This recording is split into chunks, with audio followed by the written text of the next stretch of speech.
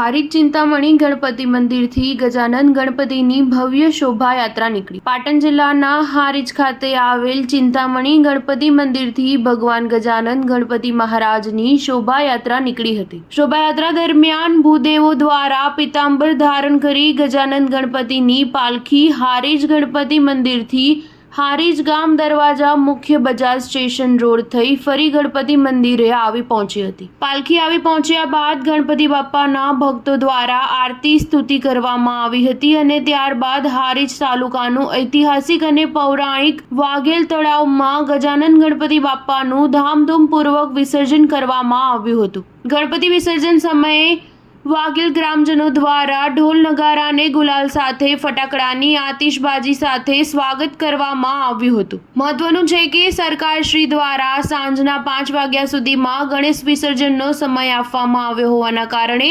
વાઘેલ અઘટિત ઘટના કે કોઈ બનાવ ન બને તેમાં અનુસંધાને ચુસ્ત પોલીસ બંદોબસ્ત પણ ગોઠવવામાં આવ્યો હતો અને ચુસ્ત પોલીસ બંદોબસ્ત વચ્ચે ગણેશ વિસર્જન કરવામાં આવ્યું હતું। Star news 7 Harij.